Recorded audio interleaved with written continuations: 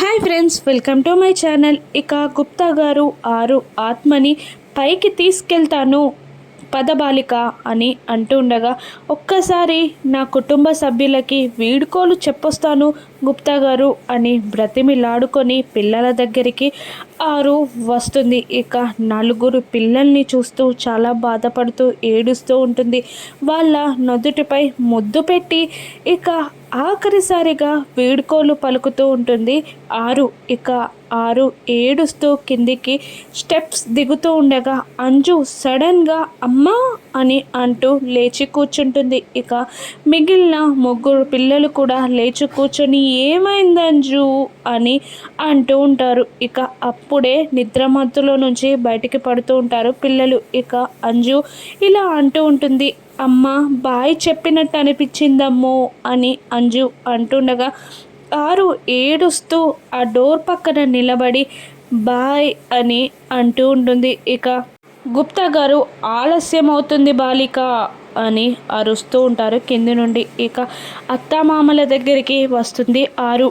అమర్ వాళ్ళ నాన్నగారు బెడ్పై కూర్చొని కాఫీ తాగుతూ ఉండగా ఇక ఆరు ఆ పెద్దాయన కాళ్ళకి దండం పెడుతూ ఉండగా ఇక ఆ పెద్దాయనకి కూడా తన కోడలు కాలిని తాకినట్టు ఫీలింగ్ అనిపిస్తూ ఉంటుంది. ఇక నిర్మలమ్మ గారు నిలబడి వాటర్ తాగుతూ ఉండగా ఆరు కాళ్ళకి దండం పెడుతుంది. ఆవిడకు కూడా సేమ్ ఫీలింగ్ మనసులో అనిపిస్తూ ఉంటుంది. ఇక అమర్ ఆరు గుచ్చి ఆలోచిస్తూ డ్యూటీకి వెళ్ళడానికి యూనిఫామ్ వేసుకొని రెడీ అయి విండో పక్కన నిలబడి అలా చూస్తూ ఉండగా విండో ఎదురుగా ఆరు నిలబడి విండో నుండి రెండు చేతులు అమర్ ముఖంపై పెట్టి సారీ అండి అని చెప్తుండగా అమర్కి ఆరు తనని పట్టుకున్న ఫీలింగ్ మనసులో అనిపిస్తూ ఉంటుంది. ఇక ఆరు ఏడుస్తూ సారీ అండి, ఇక వెళ్ళొస్తాను అని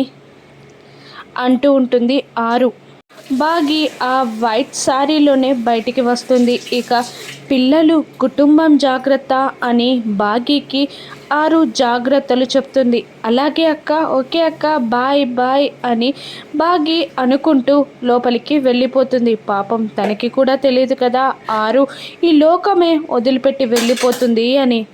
రాబాలిక అని గుప్తా గారు అనగానే అలాగే గుప్తా గారు అని ఆరు అంటూ దండం పెట్టుకుంటూ మోకాళ్ళపై గుప్తా ఎదురుగా కూర్చుంటుంది ఆరు. ఇక గుప్తా గారు ధూమ్ తట అని మంత్రం చెప్తూ ఆరు ఆత్మని పైకి తీసుకెళ్ళిపోతారు. ఇక ఆరు ఆత్మ మళ్ళీ ఎలా కిందికి వస్తుంది ఇక రాను ఎపిసోడ్స్లో చూద్దాం. Thank you for watching.